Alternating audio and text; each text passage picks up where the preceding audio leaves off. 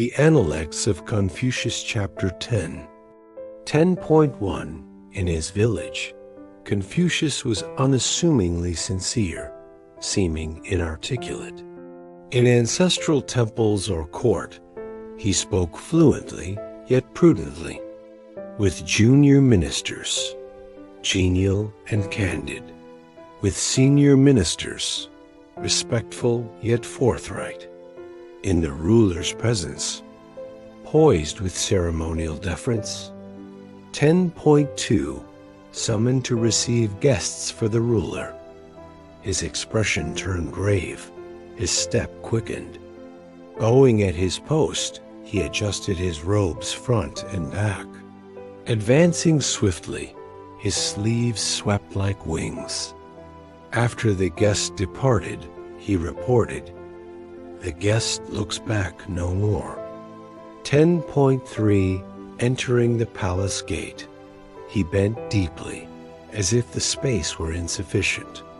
Never stood in the gateway, never trod on the threshold. Passing the ruler's seat, expression solemn, steps measured, words hushed. Lifting his robe to ascend the hall, bowed low, breath held as if stifled. Descending the steps, countenance eased serene. At the courtyard, strode swiftly, sleeves wing-like. Returning to position, reverent and attentive. 10.4 Holding the jade scepter, bent deferentially, as if bearing a great weight. Held it high as if saluting, low as if presenting.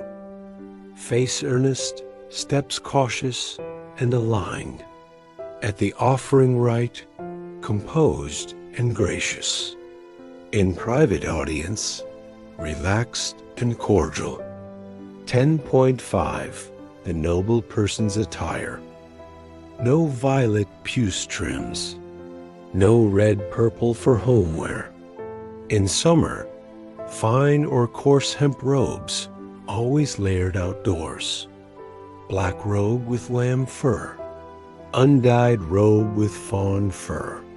Yellow robe with fox fur. Home robes, long with short right sleeve.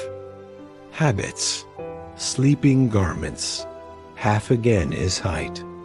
Sat on thick fox badger mats.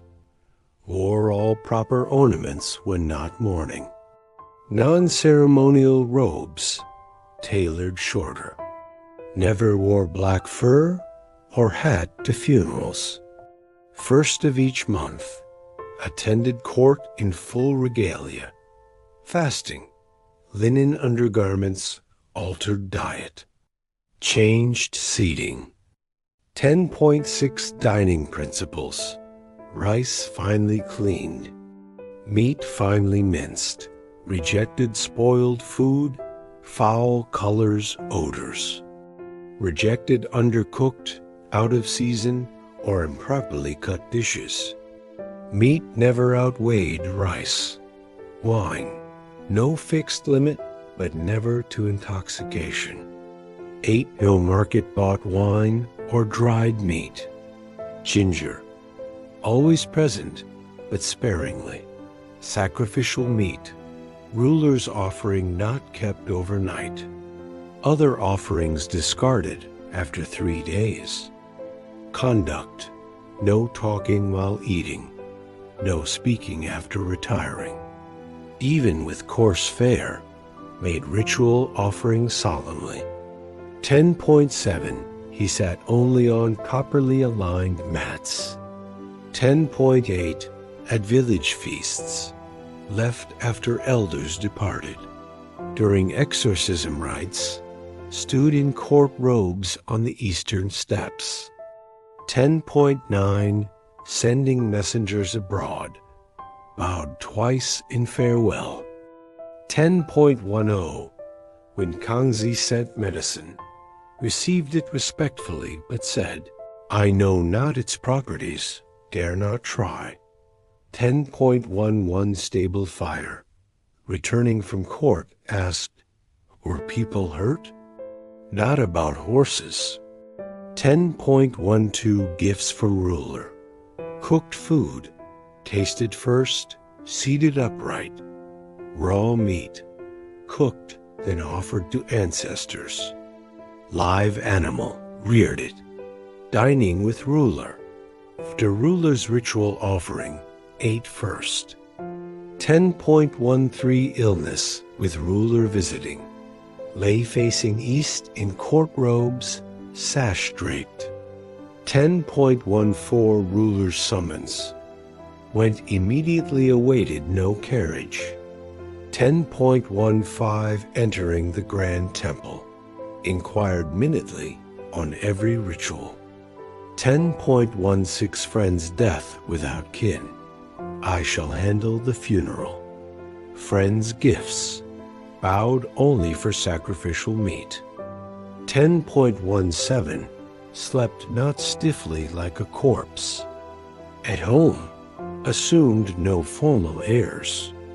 10.18 Sensitivity to others, mourners. Expression changed, even if familiar. Officiants or blind, showed respect even in casual dress. In carriage, lowered head for mourners and census carriers. At table, stood and changed expression for sumptuous feasts. In nature, expression changed at thunder or gales. 10.19 In carriage. Boarded standing straight, holding straps. No looking about, rapid speech, or pointing. 10.20 Pheasants flushed at his approach, wheeled, then settled. The master said, "These hens on the ridge, how timely, how timely." Zilu offered them grain.